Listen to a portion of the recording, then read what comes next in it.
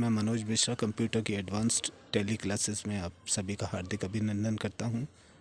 और ये मैं उम्मीद रखता हूं कि आपने मेरा पिछला वीडियो जो मैंने सन्डी डेटर्स और सेल्स से रिलेटेड बनाया था, आपने उसे देखा होगा और समझने का प्रयास किया होगा।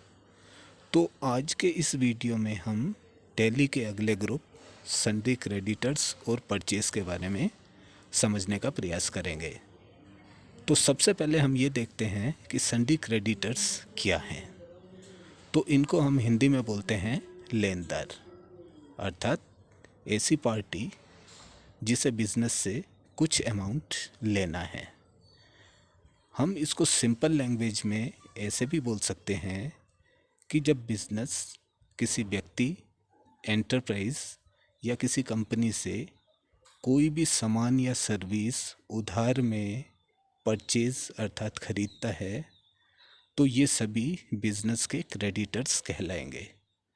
अर्थात बिजनेस को इन्हें पैसा सही टाइम पर वापस देना है। तो यहाँ पर मैं आपका ध्यान एक विशेष बात पर आकर्षित करना चाहूँगा कि ये जो क्रेडिटर्स होते हैं, इनका नेचर क्या होता है। तो सिंपल लैंग्वेज में अगर मैं आपको बताऊं, तो सन्डी क्रेडिटर्स का मतलब कि बिज़नेस को सामने वाली पार्टी को कुछ पेमेंट देना है, अर्थात ये बिज़नेस की एक लायबिलिटी है, उसका दायित्व है कि वो सामने वाली पार्टी को पेमेंट करे। तो हम यहाँ पर बोल सकते हैं कि बिज़नेस अगर कोई भी अकाउंट सन्डी क्रेडिटर्स में बनाता है तो इसका नेचर हमेशा लायबिलिटी होगा। करेक्ट। अब यहाँ पर हम एक छोटी सी बात को समझने का प्रयास करेंगे कि जब बिजनेस ने सामने वाली पार्टी से कोई भी सामान या सर्विस नगद या उधार में परचेस करी, तो इस सिचुएशन में बिजनेस परचेज अकाउंट क्रिएट करेगा, जिसे वो हमेशा परचेज ग्रुप में रखेगा। करेक्ट। तो अब हमें यहाँ पर ये देखना है कि ये जो परचेज ग्रुप है, इसका नेचर किस टाइप का होगा। तो अगर हम इसे समझें कि कंपनी अगर किसी सामने वाली पार्टी से कोई भी गुड्स या सर्विस परचेज करती है, तो इस सिचुएशन में बिजनेस का एक्सपेंस नो डाउट बढ़ेगा। तो हम बोल सकते हैं कि परचेज ग्रुप का नेचर हमेशा एक्सपेंस होगा। करेक्ट। अब इसी को अगर मैं आपको एक छोटे से एग्जांपल के थ्रू समझाऊं, तो just have a look. Business purchase goods of ₹10,000 from star private limited on credit, अर्थात बिजनेस ने स्टार प्राइवेट लिमिटेड से 10,000 रुपये का सामान उधार में परचेस किया।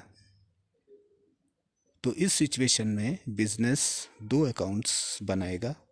First, star private limited account, जिसे वो सन्ड्री क्रेडिटर्स ग्रुप में रखेगा, और इस ग्रुप का नेचर लायबिलिटी टाइप का है, तो बिजनेस इस अकाउंट को लायबिलिटी साइड में रखेगा।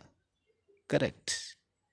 इसी प्रकार परचेज अकाउंट को बिजनेस परचेज ग्रुप में रखेगा, और इस ग्रुप का नेचर एक्सपेंस होता है, तो यहाँ बिजनेस इस अकाउंट को एक्सपेंस साइड में रखेगा।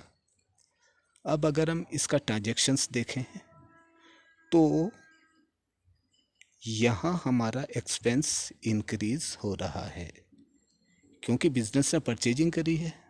परचेजिंग करने से उसका एक्सपेंस नो डाउट बढ़ेगा, तो यहाँ पर एक्सपेंस इंक्रीज होगा। और अगर हम लायबिलिटी की तरफ देखें, तो यहाँ बिजनेस की लायबिलिटी इंक्रीज हो रही है, क्योंकि बिजनेस को स्टार प्राइवेट लिमिटेड कंपनी को पैसा देना है जो उसकी लायबिलिटी है। तो we can say here liability increases and here expenses increases. Correct. अब एक और एग्जाम्पल पे अगर हम नज़र डालें, business purchase goods of ₹40,000 from Vishal enterprises in cash. अर्थात बिजनेस ने विशाल एंटरप्राइजेस से 40,000 रुपये का सामान कैश में खरीदा। अब यहाँ पर बिजनेस सामान कैश में खरीद रहा है, तो इस सिचुएशन में बिजनेस दो प्रकार के अकाउंट्स बनाएगा। फर्स्ट परचेज अकाउंट, जिसे वो परचेज ग्रुप में डालेगा, जिसका नेचर एक्सपेंस है, तो ये उसे एक्सपेंस साइड में रखेगा। इसी प्रकार कैश अकाउंट, ये एक कंपनी का एसेट है, तो बिजनेस इसे एसेट साइड में रखेगा। अब यहाँ अगर हम ट्रांजैक्शन देखें